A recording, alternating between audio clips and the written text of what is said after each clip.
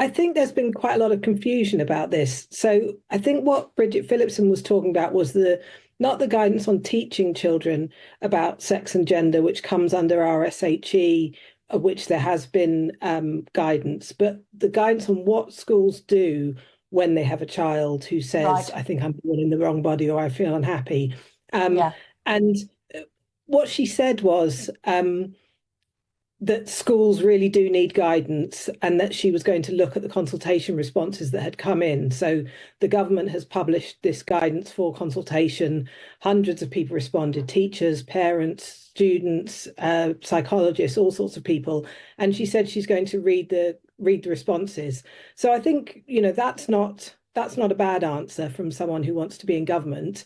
What's crucial is that they do finalise guidance and make it really clear for teachers what they should do. And what do you think teachers should do? What's the position of Sex Matters on this? Well, we think the government should provide schools with a model policy. So like individual teachers, individual head teachers shouldn't have to work this out for themselves. The government should tell them, this is what you should do, this is what the law says, and if you get sued, we'll stand behind you. That's what teachers want. That's what head teachers want. And what we think that guidance should say is that schools should always remember that every child has a sex and that sex cannot change. And you need to be clear what sex every child is in order to keep them safe, in order to keep their classmates safe, in order to treat them fairly. And then if you have a child who feels unhappy about their body or is going through gender distress, you treat that child in the same way that you treat any other child that is having behavioural or psychological issues that the school can help them through. But what you can't do at school is say, we will treat you as if you're the opposite sex. So this default sort of affirmation you think should end. And equally, finally, Maya, are you happy with it just being guidance? Because we did a story on the Telegraph saying that the guidance that had been issued was being ignored by a lot of schools. The journalists focused on the Southwest. But a lot of people are saying this needs to be statutory guidance. It can't just be guidance that teachers take or leave depending on their own feelings. I think what it needs to be is clearer. So the guidance that was put out, it said there are all of these issues that you've got to think about. You need to think about the age of the child, what they're going through, their background, in order to decide whether you should treat the child as the opposite sex, whether you should call a boy a girl in any circumstances. We think if you made the guidance much clearer and if the government stood behind it and said, if somebody sues you for following this guidance, we will stand behind you. We will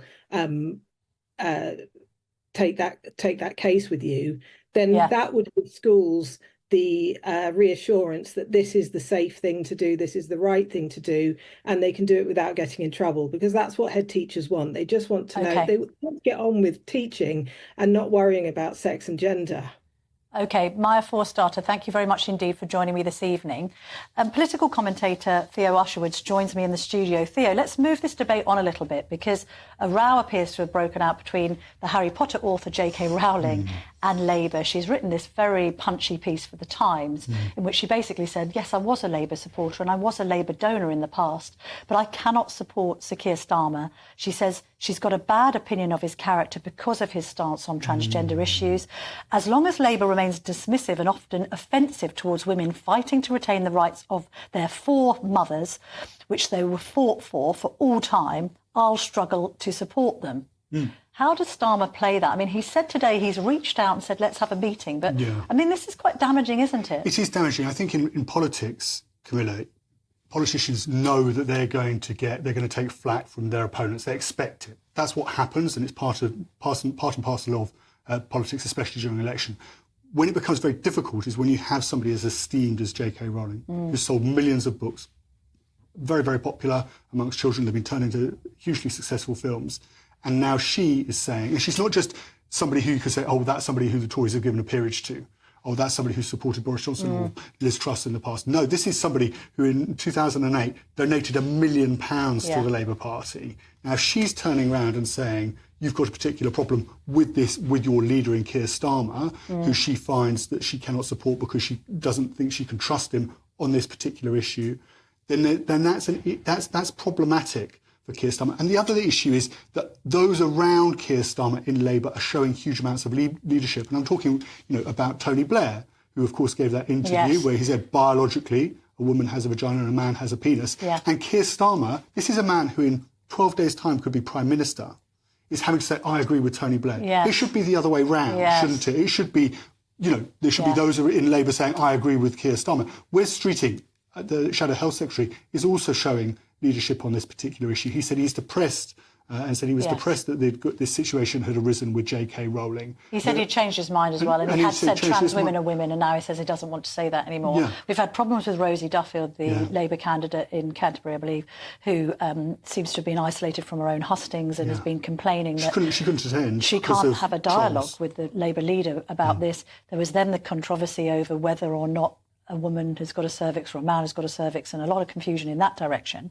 The other thing about this, Theo, is when I looked at the Labour manifesto, the actual relevant paragraphs on transgenderism are quite woolly. Yeah. On one hand, we've had Keir Starmer saying we do not want to introduce self-identification through the back door. That's a sort of attack on what Nicola Sturgeon tried to do with the SNP in Scotland. But at the same time, Annalise Dodds is basically suggesting that under a Labour government, you could get a gender recognition certificate if you go to one doctor and have it affirmed, which strikes me that it might be self-ID by the back door. So at the moment, you need a diagnosis of gender dysphoria from 2 specialist doctors. It then goes up to a panel of lawyers and doctors to approve it, and then you get your gender recognition certificate. What Keir Starmer, or what this manifesto is proposing, is it's just one specialist doctor, and then you get your gender recognition certificate. And now he's calling it a cooling off period, which the implication of which is you could be halfway through your cooling off period and they say, actually, I don't want to fancy that. I'm going to go back to my original gender. And that then, you're effectively getting self-ID via the back door. Also, and specialist doctor, I mean, doctors will gain a reputation for granting the certificate. That could well be the case.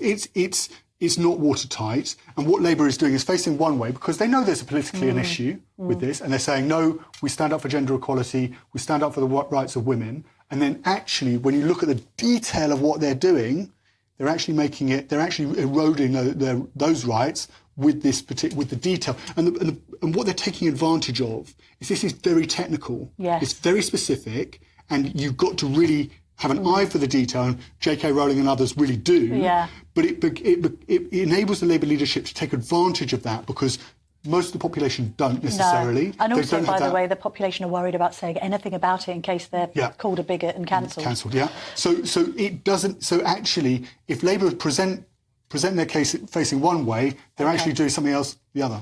Theo Usherwood, thank you very much indeed for joining me this evening.